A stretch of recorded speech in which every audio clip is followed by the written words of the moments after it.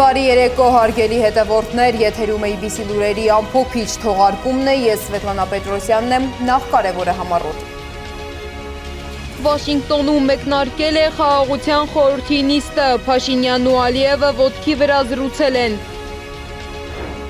Ինչ է հայտնի Աջափնյակի գրակոծներից 24 ժամ անց և ինչու է աճել հրազենով հանցանքների թիվը։ Երկաթուղու շուրջ վտահոգություններ, ինչ է զգուշացնում Մոսկվան Հայաստանին։ ԱՄՆ Իրան լարվածությունը նոր բախման եզրին, ինչ են կանխատեսում միջազգային լրատվամիջոցները։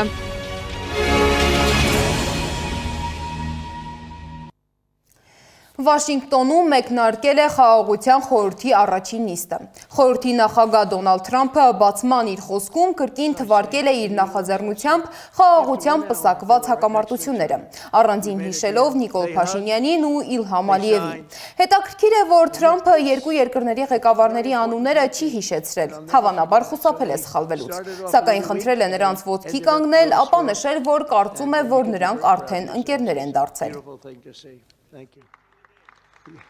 Look at that. Can you believe it? 32 years. The great thing you did, you and your new friend. Վստահ չեմ, կարելի է արդյոք ասել նման բան։ Համենայն դեպս ես այդպես եմ կարծում։ Նրանք ընկերացել են։ Ոտքի կանգնեք, ոտքի, դուք ընկերացել եք պատերազմից հետո։ You think that was easy? It wasn't easy. Ավելի քան 45 երկրների ներկայացուցիչներ մասնակցում են նիստին։ Թրամփի խաղաղության ծրագրի շրջանակում խաղաղության խորհուրդը սկզբում ստեղծվել էր հենց Գազայի հատվածի ապագա կարգավիճակի վերաբերյալ որոշումներ ընդունելու համար։ Սակայն հետագայում պարզվեց, որ Միացյալ Նահանգների նախագահը նախատեսում է նոր մարմինը օգտագործել աշխարհի տարբեր տարածաշրջաններում հակամարտությունների կարգավորման համար։ Ավելի վաղ Կրեմլը հայտարարել էր, որ չեն պլանավորում մասնակցել խաղաղության խորհրդի առաջին նիստին։ Վատիկանը նույնպես հրաժարվել է և մերժել հրավերը։ Կարծում են, որ ճգնաժամային վիճակների կառավարման հարցերով պետք է զբաղվի միավորված ազգերի կազմակերպությունը։ Մինչ նիստի մեկնարկը Փաշինյանն ու Ալիևը ոտքի վրա ոչ պաշտոնական շփումներ են ունեցել։ Նրանց կողքին են եղել նաև Ղազախստանի և Ուզբեկստանի նախագահները։ Վերջին անգամ Հայաստանի և Ադրբեջանի նախագահները հանդիպել են Աբու Դաբիում Զայեդ մարդկային եղբայրության մրցանակը ստանալիս։ Վաշինգտոնյան ակտիվ դիվանագիտական շփումների ֆոնին հայ-ռուսական հարաբերություններում այլ տրամադրություն է նկատվում։ Եթե ամերիկյան ուղղությամբ խոսվում է նոր հնարավորությունների և նախաձեռնությունների մասին, ապա ռուսական կողմի հայտարարություններում գերակշռում է զգուշացումները։ Ռուսաստանի Դաշնության անվտանգության խորհրդի քարտուղարը հայտարարել է, որ Հայաստանի մտադրությունը փոխարինել Ռուսաստանին երկաթուղիների կառավարման գործում կարող է մի գիշերվա ընթացքում փլուզվել։ Դժվար թե որևէ այլ ընկերություն կարողանա լիարժեք փոխարինել ռուսական երկաթուղային փոխադրողին, որն արդյունավետ եւ վաղուց աշխատում է Հայաստանում ոչ ամենապարզ պայմաններում։ Դիվանագիտական լեզվով ասված չմշակված որոշումները, այդ թվում ԱՄՆ-ի հետ միջուկային թեմայով համագործակցությունը չեն հանգեցնի այնպիսի վտանգավոր փորձերի, որոնց համար ստիպված կլինեն վճարել Հայաստանի հասարակ քաղաքացիները։ Մինչ Երևանն ու Մոսկվան քննարկում են երկաթուղու հարցերը, տարածաշրջանում արդեն հնչում են նոր հարցեր երթուղիների և ռազմավարական կապերի վերաբերյալ։ Վրաստանը պնդում է իր դերը անփոխարինելի է, բայց ընդունում է, որ նոր ճանապարհները կարող են ուժեղացնել տարածաշրջանային կապերը։ Ներկայումս ինտենսիվ բանավեճ է ընթանում Ադրբեջանի և Հայաստանի միջև նոր երթուղիների կառուցման վերաբերյալ, և մենք կարող ենք շատ պարզ և հանգիստ ասել, որ դա լավ է տարածաշրջանի համար։ Եթե դրանք զարգանան և մեր տարածաշրջանում նոր երթուղիներ հայտնվեն, մեր տարածաշրջանի արժեքը կապի առումով միայն կաճի։ Բայց ուղղակի անհնար է, որ որևէ երթուղի կարողանա փոխարինել Վրաստանին, հաշվի առնելով, որ այդ միջանցքը գոյություն ունի, գործում և զարգանում է այսքան տարի։ Ինչ վերաբերում է Վրաստանի նկատմամբ ադրբեջանահայկական հարաբերություններն օգտագործելու, երկիմաստություն ստեղծելու կամ բարդ հարցեր դնելու որոշ կողմերի փորձերին, մենք այդ ամենը հստակ տեսնում ենք, դա չենք դիտարկում որպես մրցակցություն Վրաստանով անցնող երթուղու համար։ Իսկ ինչ է իրականում տեղի ունենում հայկական երկաթուղիների շուրջ և ով է թելադրում այս երկաթուղային խաղի կանոնները ռեպորտաժում։ Նախորդ շաբաթ Նիկոլ Փաշինյանը հայտարարեց, որոշ երկրներ խնդիր են տեսնում, որ Հայաստանի երկաթուղին ռուսական կառավարման ներքո է։ Ուստի նպատակահարմար չեն համարում Նախիջևանով դեպի Երասխ երկաթգծի շարունակությունը։ Լուծման իր տարբերակն առաջարկեց։ Իմ պատկերացրած լուծումն այն է, որ մի այնպիսի երկիր, որը բարեկամական հարաբերություններ ունի եւ Ռուսաստանի հետ, եւ Հայաստանի հետ, ուղղակի Ռուսաստանից գնի կոնցեսիոն կառավարման իրավունք։ Թե որ երկրներն են ընդգրկված հնարավոր բարեկամական երկրների ցանկում, Փաշինյանը չմանրամասնեց։ Միայն պարզաբանեց, այդ պետությունը Իրանը չէ։ Մինչդեռ օրեր առաջ հանրային հեռուստաընկերությանը տված հարցազրույցում ասել էր, Ռուսաստանին են դիմել երկաթգծի Երասխ աղուրիկ հատվածը վերանորոգելու համար։ Փորձագետի պնդմամբ այս հայտարարությունները հակասում են իրար։ Մի շարք հարցեր առաջ բերում։ Ոչ միայն կապված են հանգամանքի հետ, թե որ երկրներն են դեմ եւ որ երկրներն են հավակնում Ռուսաստանից գնել այդ իրավունքը, եւ ոչ միայն այն հարցը, թե Ռուսաստանը պատրաստ է արդյոք այդ իրավունքը վաճառել, եթե ռուսներին Երևանը առաջարկելու է հրաժարվել կառավարման իրավունքից, ապա ինչ տրամաբանությամբ ռուսական կողմը պետք է նորոգի այդ հատվածները, նորոգի այլ ընկերության համար, հաստատի այդպես է ստացվում։ Ալիևը Մյունխենում փետրվարի 13-ին հայտարարել էր, Թրամփի ուղին չի նախատեսում շարունակություն դեպի Երասխ, այլ Նախիջևանով նախատեսում է շարունակություն դեպի Թուրքիա։ Այս լուծումը շրջանառվող դոմինանտ տարբերակն է։ 224 կիլոմետր երկարությամբ Կարս Նախիջևան երկաթուղին, որը շրջանցելու է Հայաստանը, նախորդ սեպտեմբերից է կառուցվում։ Երկաթուղային ցանցից Հայաստանի դուրս մնալու պատճառը սակայն ռուսական կառավարումը չէ։ Թե ով է կառավարում Հայաստանի երկաթգիծ, բացարձակապես կապ չունի։ Ճանապարհները դեպի Հայաստան չպետք է բացվեն։ Մենք պետք է թույլ տրվի այսպես կոչված թրիփը կամ ինչպես իրենք են ասում Զանգեզուրի միջանցքը գործի զուտ իրենց շահերի համար, մնացածը իրենց պատկերացնում նույնը պետք է մնա։ Հայաստանը պետք է շարունակական լինի շրջափակման մեջ եւ Կարս Իգիր Նախիջևան ճանապարհը շրջափակումը պետք է խստացնի։ Այս ֆոնին հակառուսական քարոզչությունը Հայաստանի իշխանությունների օրակարգի մի մասն է դարձել։ Փորձագետի պնդմամբ սա նույնպես այդ փորձերից մեկն է։ Մոսկվան դեռ Փաշինյանի հայտարարությունից առաջ էր տեղեկացրել։ Երևանի հետ նորոգումների վերաբերյալ առարկայական բանակցություններ կան։ Այն, որ սրան հետևում է Փաշինյանի վարձակալին փոխելու հայտարարությունը, ավելի է խորացնում այդ համոզմունքները։ Տպավորություն է ստեղծվում, որ այստեղ փորձ է արվում քարոզչական ինչ-որ հնարքով ստեղծել տպավորություն, թե Նախիջևանից Երասխ Թրամփի ուղին չի շարունակվում ոչ թե որովհետև Երևանը վատ է բանակցել, այլ որովհետև այդտեղ կա ռուսական գործոն եւ պատասխանատվությունը փաստացի այդպիսով հերթական անգամ գցել կամ նախկինների, որոնք Ռուսաստանին տվել են այդ իրավունքը, կամ հենց Ռուսաստանի գերպանը, որը մեծ հավանականությամբ նաև կարող է չհրաժարվել իր այդ իրավունքից։ Այսպիսով տարածաշրջանում երթուղային նախագծերը շարունակվում են ակտիվ քննարկել, սակայն վերջնական պայմանավորվածությունները դեռ ամբողջությամբ հստակ չեն։ Միևնույն ժամանակ հաղորդակցային նոր ուղիներից դուրս մնալու վտանգի ֆոնին ավելի հաճախ քննարկման կենտրոնում է հայտնվում ոչ թե ապագա երթուղիների ձևավորումը, այլ դրանց կառավարման եւ պատասխանատվության հարցը։ Սեդա Գյուրեղյան, Գեգամ Ղազարյան, ABC Media։ Իրականում հայկական երկաթուղիների շուրջ խաղը չի սահմանափակվում միայն հրապարակային հայտարարություններով։ Այս գործընթացում քայլերը ունեն քաղաքական գին ոչ միայն տարածքային պահանջների, այլ նաև միջազգային ընկալումների փոփոխության տեսանկյունից։ Թուրք-ադրբեջանական գործակցությունը այդ ռազմավարության առանցքում է։ Ինչպես են միլիարդները, լոբինգը եւ մեդիա ռազմավարությունները ազդում տարածաշրջանում իրավիճակի վրա, հայկական կողմը ինչ քայլեր կարող է ձեռնարկել հակազդելու համար։ Մանրամասները ռեպորտաժում։ Արցախ, Հայաստանի Հանրապետության սուվերեն տարածք, Արևմտյան Ադրբեջան ու ագրեսորի դիմակից ձերբազատում։ Բաքուն մոբիլիզացրել է քաղաքական, ֆինանսական եւ դիվանագիտական ամբողջ ռեսուրսը միջազգային այնպիսի միջավայր ստեղծելու համար, որը կսպասարկի իր ռազմավարական շահերը։ Սա պարզապես հայտարարությունների պատերազմ չէ, սա ազդեցության համար մղվող պայքար է։ Միևնույն ժամանակ առաջ են մղում նաև Արևմտյան Ադրբեջան այդ կեղծ նարատիվը, հատկապես Արցախահայերի տեղահանությունից եւ Արցախի լիակատար օկուպացիայից հետո իրենց գլխավոր նպատակը հատկապես Եվրոպայում լոբիստական կազմակերպությունների միջոցով հենց Արևմտյան Ադրբեջան թեզը առաջ տանելն է։ Թուրք-ադրբեջանական տանդեմը միայն մարտի դաշտում չէ, որ համատեղ է գործում։ Անկարան բացում է դիվանագիտական դուռը, Բաքուն ապահովում ֆինանսական լծակները։ Մենք տեսնում ենք, որ բազմաթիվ դեպքերում թուրքական եւ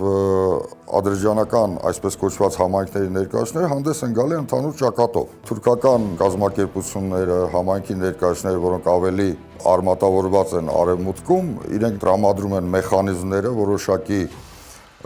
ազդեցության ճանապարհներ, իսկ ֆինանսավորման բեռը իր վրա վերցնում է Ադրբեջանը։ Ֆինանսական բաղադրիչն այս քաղաքականության առանցքային մասն է։ Խոսքը միլիարդավոր դոլարների մասին է, որոնք ուղղվում են քաղաքական որոշումների վրա ազդեցություն գործադրելուն, փորձագիտական դաշտում օրակարգ ձևավորելուն եւ մեդիա ազդեցություն ապահովելուն։ Միաժամանակ վերջին տարիներին նկատվում է լոբիստական ռազմավարության վերաձևում։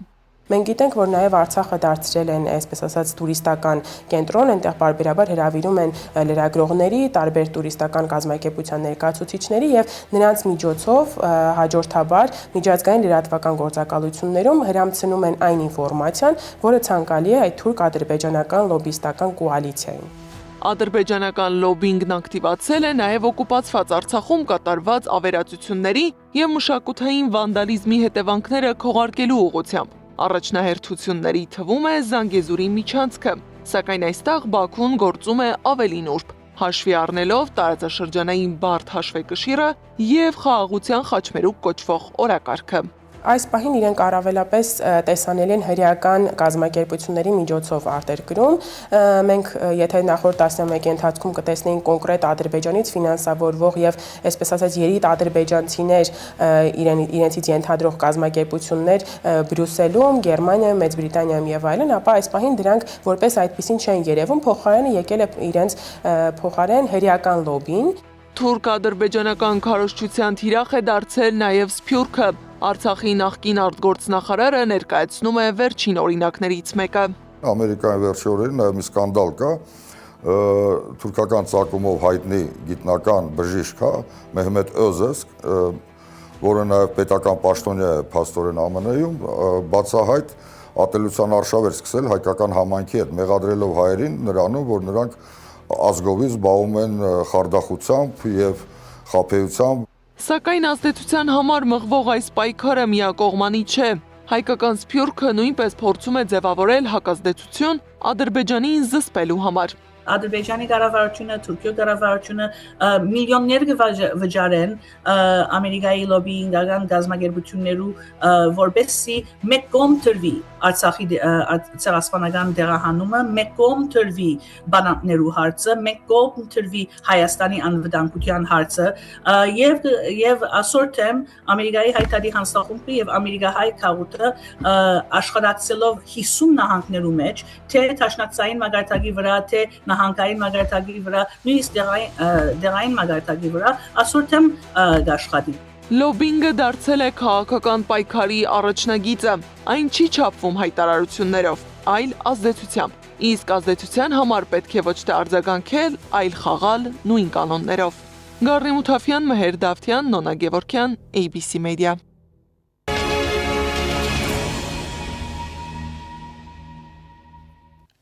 Բագրատ arքեպիսկոպոս Գալստանյանի կալանքի ժամկետը երկարաձգվել է 2 ամսով։ Սրբազան պայքարի գործով հերթական դատական նիստի ժամանակ նիստը նախագահող Կարեն Ֆարխոյանը մասնակիորեն բավարարել է դատախազի միջնորդությունը, որը պահանջում էր 3 ամսվա կալանք։ Դահլիճը միջնորդությունը դիմավորեց ազատություն վարկարկումներով։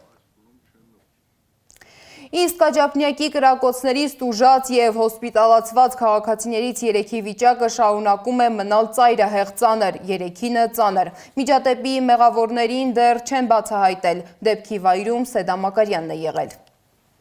Մեկ մարդու կյանք խլած միջադեպը հենց այստեղ է տեղի ունեցել։ Աջափնյակի թաղամասերից մեկում փետրվարի 18-ին 15:00-ի սահմաններում մի խումբ անձինք անկանոն կրակել են միմյանց ուղղությամբ, որի հետևանքով 7 մարդ մարմնական տարբեր վնասվածքներով տեղափոխվել է բժշկական կենտրոն։ Նրանցից մեկը մահացել է հենց վիրահատության սենյակում։ Ներքին գործերի նախարարությունից հայտնում են, որ հանցագործության համար կասկածվողների ինքնությունները պարզվել են, սակայն նրանց բացահայտել չի հաջողվել։ Օպերատիվ հետախուզական աշխատանքները շարունակվում են։ Բնակելի թաղամասում օրը ցերեկով միմյանց դանակահարել ու գնդակահարել են։ Արյան հետքերն այս հատվածում դեռ թարմ են։ Կրակոցի ձայները լսել են բնակիչները, բակում խաղացող երեխաներն էլ վախեցել։ ձեն այնքան բարձր է, որ այդ երեխեք անգամ այդ ձենից վախից փախան։ Միջադեպին ականատես բնակիչները չեն ճանաչում մասնակիցներին, ասում են, իրենց բակը հանգիստ ու խաղաղ է։ Զարմացած չեն միջադեպից, բայց զարմացած են, որ իրենց բակում է տեղի ունեցել։ Վերջերս շուշուտ ենք լսում նմանատիպ բաներ, դրա համար ասում ոնց որ սովորական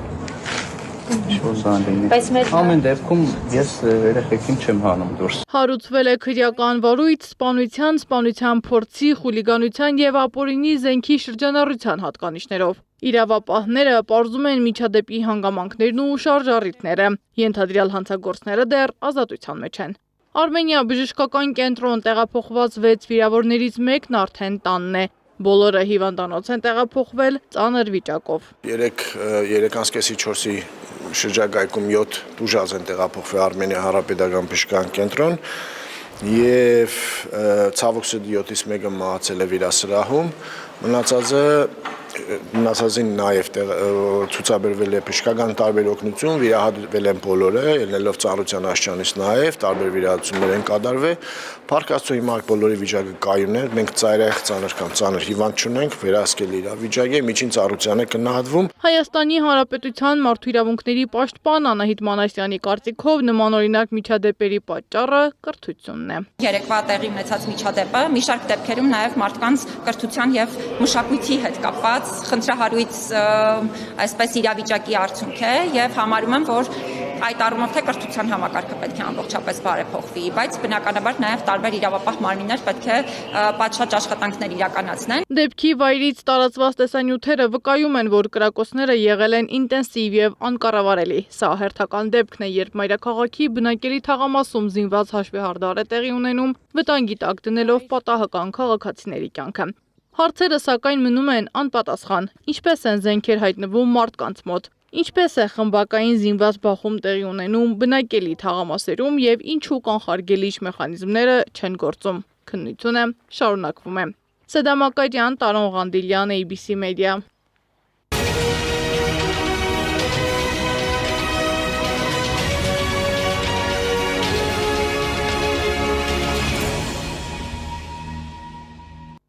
Ամերիկայի Միացյալ Նահանգների եւ Իրանի միջև լարվածությունը նորից ուժգնանում է եւ վիճակը աստիճանաբար ավելի վտանգավոր է դառնում։ Խաղաղության խորհրդի առաջին նիստի ժամանակ Ամերիկայի Միացյալ Նահանգների նախագահ Դոնալդ Թրամփը հայտարարել է, որ Իրանի հետ գործարքի հարցում հստակություն կարող է լինել առաջիկա 10 օրվա ընթացքում։ Միևնույն ժամանակ Ամերիկայի Միացյալ Նահանգների նախագահը զգուշացրել է, որ կարող են շատ վատ բաներ տեղի ունենալ, եթե Թեհրանը չհամաձայնվի գործարքին։ Զարգացումները հուշում են, որ կողմերը կարող են գնալ բախման։ Միջազգայնագետ Սուրեն Սարգսյանի կարծիքով շատ մեծ է հավանականությունը, որ առաջիկա օրերին Ամերիկայի Միացյալ Նահանգները կհարվածի Իրանին։ Նրա խոսքով բանակցությունները կարծես արդյունք չեն տալիս։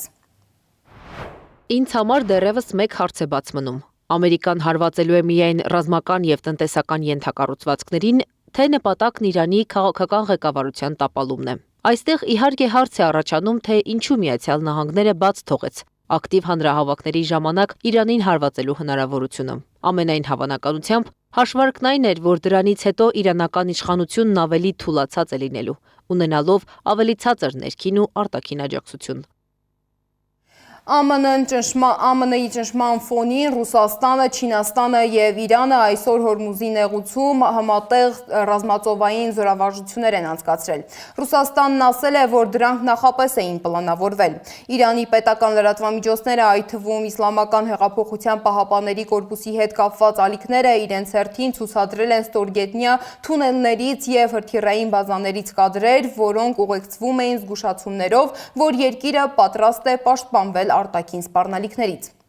Մոսկվան էլ է զսպվածության կոչ անում։ Ռուսաստանի արտգործնախարարը զգուշացրել է, որ Իրանին ցանկացած նոր հարված լուրջ հետևանքներ կունենա։ Սա լավ հետևանքներ չի ունենա։ Արդեն հարվածներ հասցվել են Իրանի միջուկային օբյեկտներին, եւ որքան հասկանում ենք, միջուկային վթարի իրական ռիսկեր կային։ Բոլորն էլ հասկանում են, որ սա նման է կրակի հետ խաղալուն։ Ռուսաստանը շարունակում է կանոնավոր կապի մեջ լինել Իրանի ղեկավարության հետ, եւ որևէ պատճառ չունի կասկածելու, որ Իրանը անկեղծորեն ցանկանում է լուծել խնդիրը միջուկային զենքի չտարածման մասին պայմանագրի համաձայն։ Այս ժամի համար նախատեսել էինք այսքանը, շարունակեք հետևել մեզ YouTube-ում, Facebook-ում, Telegram-ում, WhatsApp-ում, Instagram-ում ու TikTok-ում կամ այցելեք մեր պաշտոնական կայք 3w.abc.media.am։ Մնացեք խաղաղությամբ, բարի գիշեր։